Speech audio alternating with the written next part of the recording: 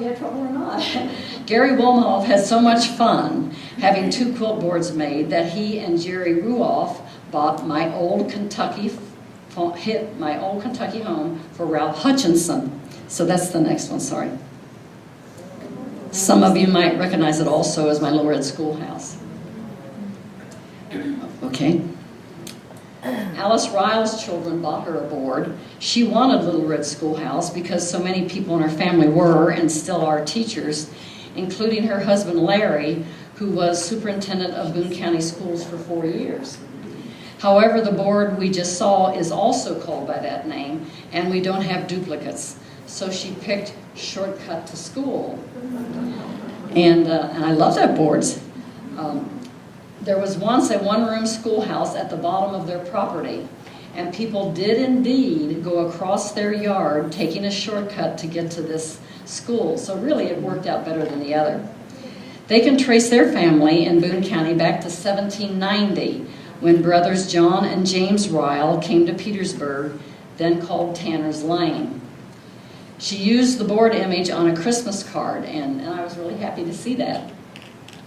Speaking of Christmas cards, Nancy Treader and Pat Jones also sent out cards with their block, Lucky Star, on it.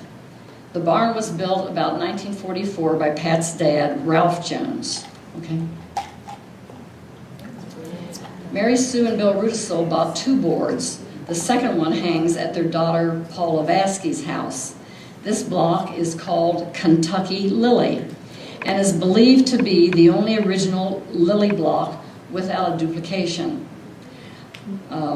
I took all the photos you're seeing tonight, all 77, except for this one, for better or for worse. But this photo was taken by a professional photographer who lives here named Chris Allen. So if you ever need anything, any pictures taken, remember that Chris Allen helped our project. About the barn, it seems a Hollywood scout was looking at barns in Boone County for the movie Seabiscuit. Remember that from 3 years ago, maybe 4 years ago? They really liked the Vasky barn. Well, as funding goes for movies, over a year passed, and then another year passed, and the Vaskys heard nothing more. So they decided, well, this isn't going to happen, and they painted the barn a real pretty red with white trim. Finally, the Hollywood folks came back and were horrified that the barn had been painted. They wanted an old, weathered, gray barn. So it never became a Hollywood star. Okay. Speaking of lilies, this basket of lilies was painted and hung all by herself, Sandy Franklin. Okay. Peggy and Dr. John Ammons chose the maple leaf block because they are certified tree surgeons. Farmers. So this block was perfect. They have oaks, maples, walnuts, bald cypress, and yellow poplars. The block is old, first published in 1887. Sue and Matt Beck painted and hung their own board, maple leaf. Yes, we already have a maple leaf board, hence a duplicate. But if you do it yourself, you can do anything you want. And the other was 1 leaf, and this has 4, so it really does look different.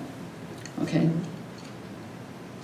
Other flower boards include May and Ed Foley's, no relation, Grandmother's Flower Garden.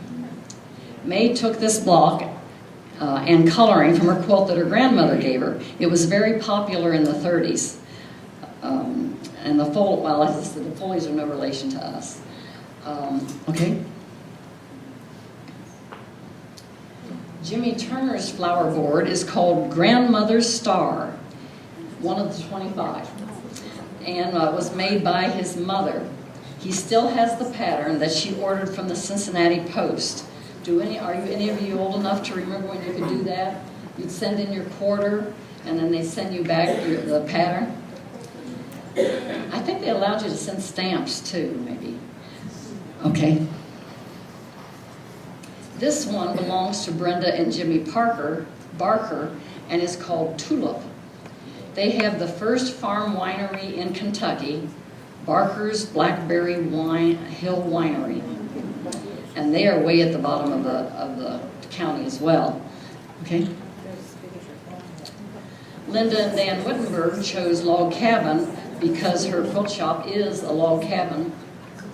This block was so called because it was popular during Abe Lincoln's presidency because he was our log cabin president.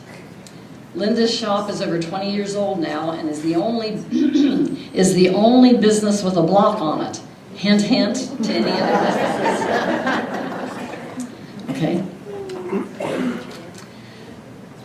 And I see you. This farm was originally owned by the Gaines family, who migrated into Kentucky from Virginia and New England in the 1800s.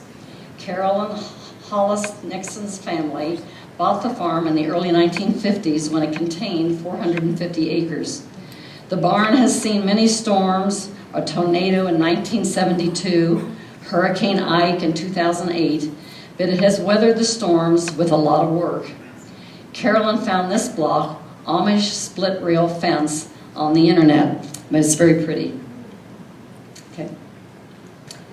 This card trick block is on the garage of Granny's Garden. So a lot of you people, second generation, remember Granny's Garden. Belinda and Charles Sipple live there now and completed the board themselves. Carol and Paul Clore were also involved. Longtime Boone County residents will remember the Clores. Okay. Speaking of the Clores, Renee and Bill Mark live in the Glore family house, and then they've been told that it's the same family. Bill's mom made him this churn dash quilt, but I'm calling it by its other popular name, Hole in the Barn Door, because it definitely has a hole in the barn. It is the only documented double crib log barn in the county. The first owner, William Glore, was a blacksmith, and this is where he worked. So you can see the outside. They've left some of the outside. All the caulking's gone. The barn dates back to the mid-1800s. And as you can see, it has another barn built over it to protect it. You probably didn't know it existed, did you? Because it's kind of hard to see from the road. It's located on Big Bone Road, where all the buildings have roofs painted red. So when you go down Big Bone Road and you're getting close to Beaver, it'll be on your left. Okay. Kay and Bob Garnett picked out this Virginia reel block, an old Mountain Mist pattern. And any of you quilters know Mountain Mist. Kay's mother, Dorothy Hambrick, used this block in a quilt for Kay's daughter, so it has a lot of meaning for her. Okay.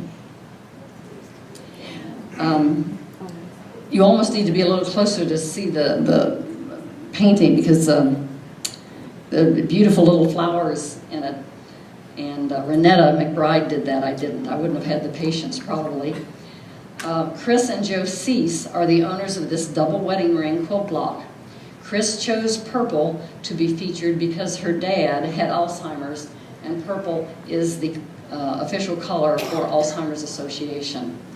When they bought the property in 1986, they were in for a big surprise. They opened the barn door only to find written in chalk, "Chrissy loves Joey."